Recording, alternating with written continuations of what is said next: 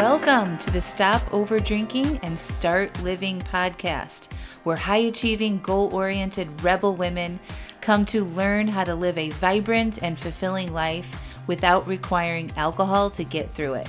No labels, no judgments, no saying you'll never drink again. Just real proven methods to help you stop rebelling against yourself with alcohol so you can drink less and do more. I'm your host, Angela Mascenik. Let's dig in.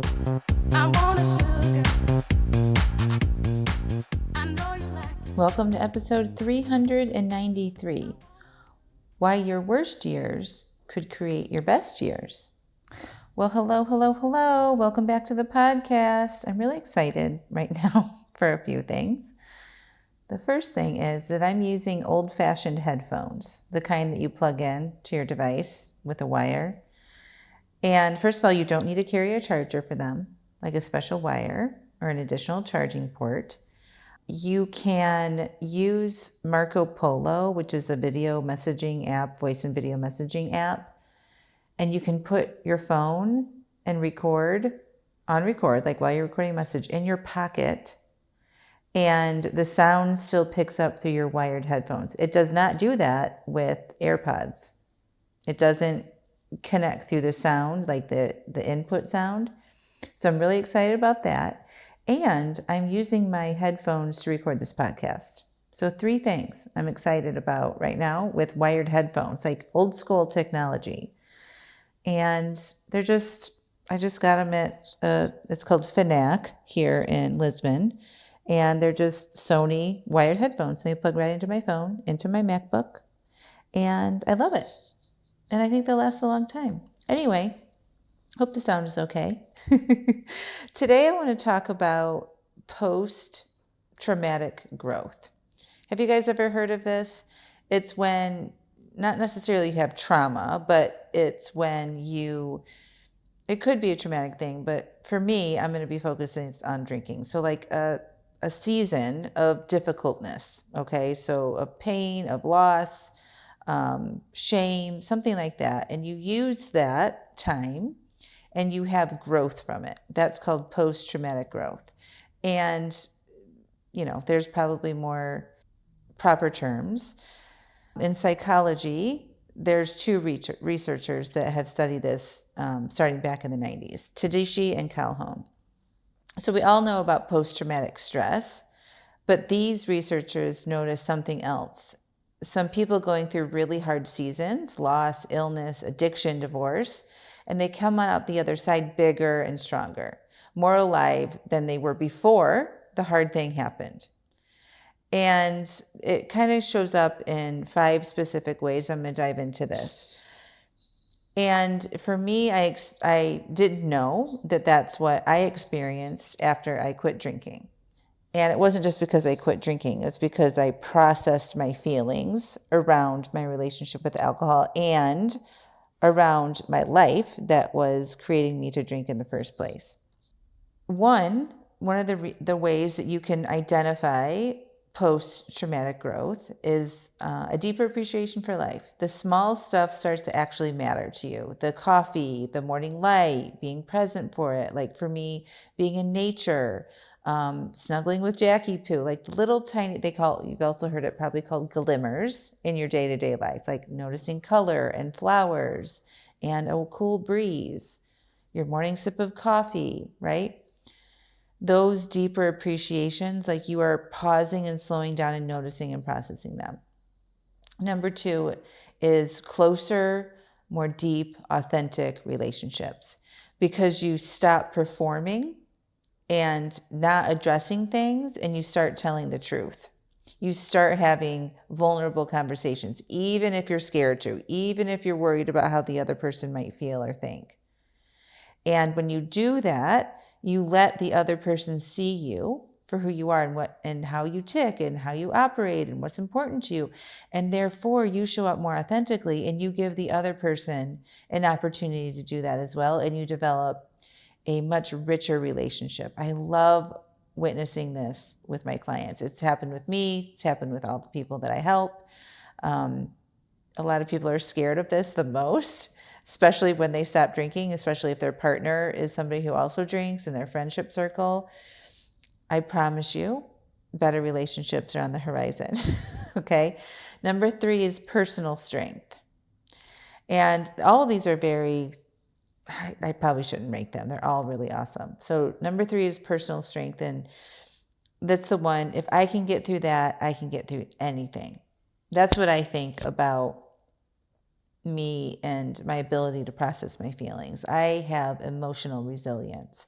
And so I don't worry about difficult feelings in the future because I know and I trust myself that I can handle difficult feelings. If I can get through that, I can get through anything. And that started with me being willing to feel my urges and my discomfort with alcohol. And of course, it's expanded from there. Number 4 are new possibilities.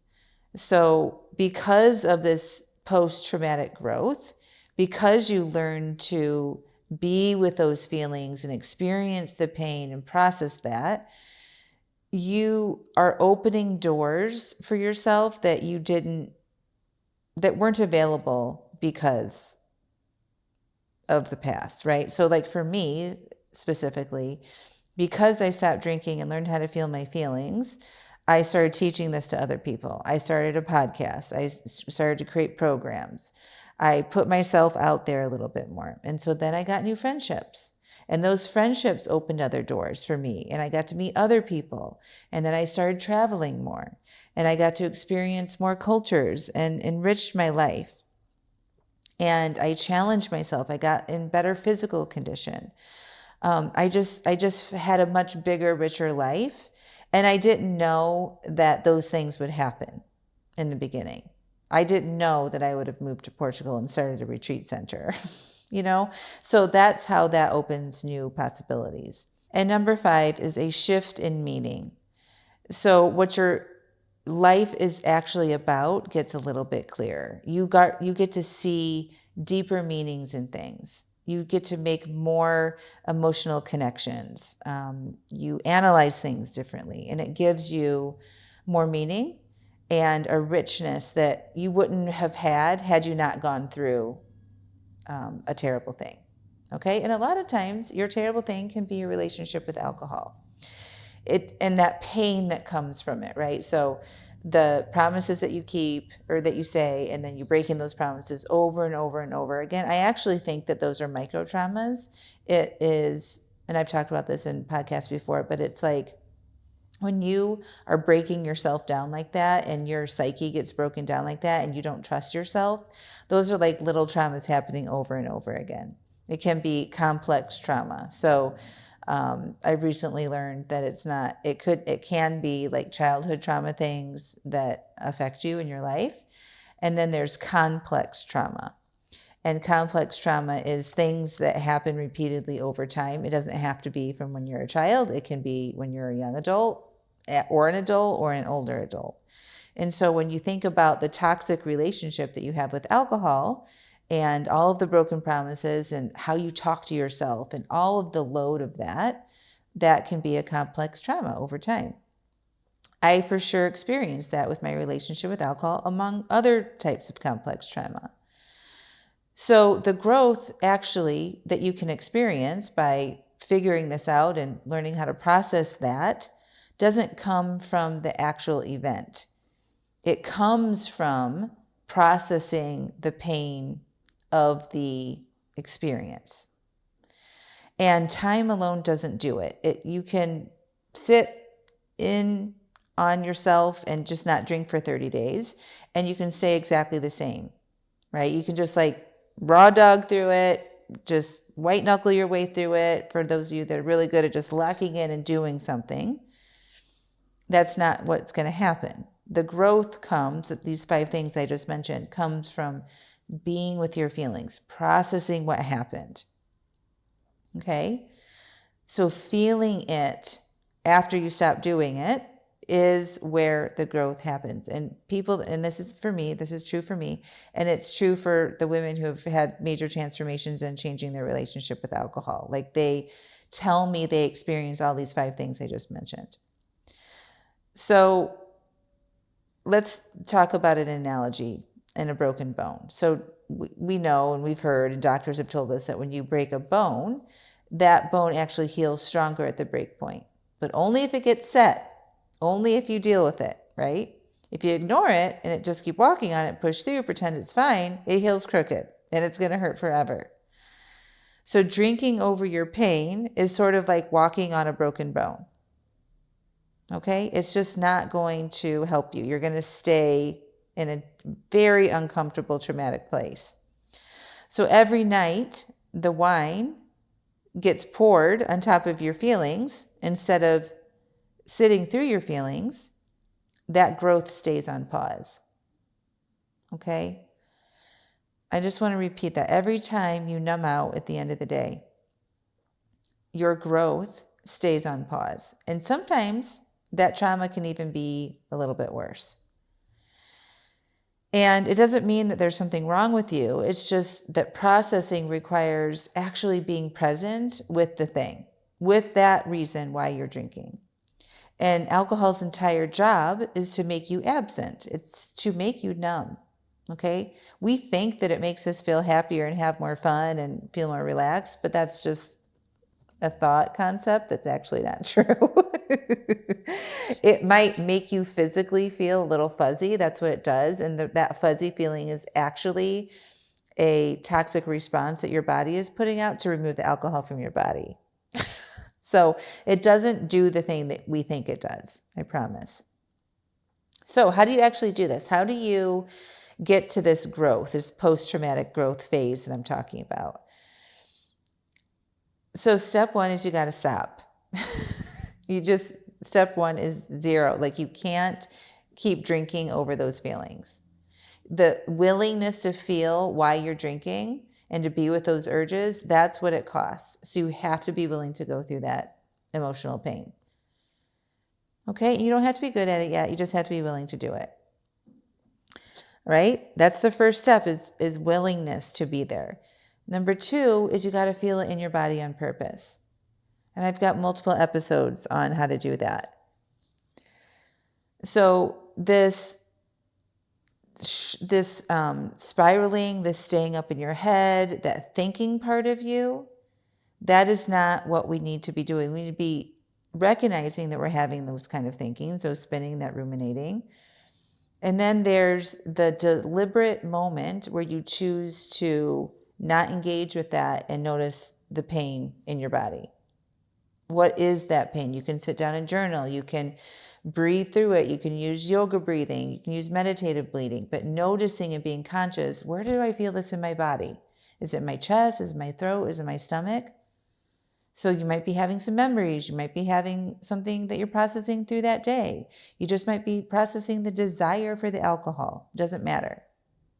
Get out of your head and into your body. That's where the growth lives. And then not responding to the trigger of going to pour a drink. So I keep talking about this, but number 3 is sharing. Okay? Shame dies when you share it. Okay? And it builds and gets stronger when you keep it inside yourself. So all the research shows, and I've seen this in my programs as well and within myself, growth, right? Post-growth accelerates when your story gets witnessed. When you say the thing out loud to safe people, to me, a group, a community of women who get it, somebody that you trust, a partner, a close friend. When you share your truth, something starts shifting. You start hearing your own story differently. And sometimes that telling can really be part of the processing. That's why I will never say you're not meant to do this alone. Okay, so start by talking to somebody about it.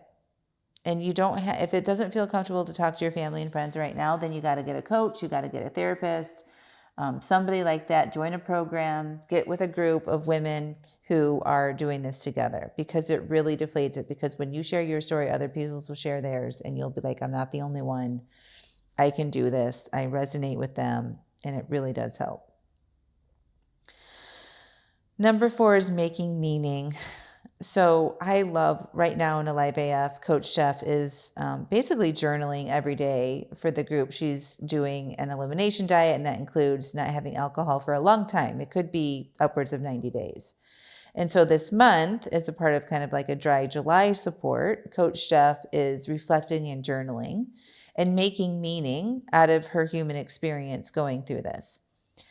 And when you take the time to make those deeper reflections, you become the author of your story. You can kind of make meaning out of what you're seeing, and that feels good. And you become more of an authority in your life. And I'm not talking about like sunshine and rainbows on everything, or like toxic positivity. You're sharing with yourself or a group or me the real experience that you had and what you learned from it.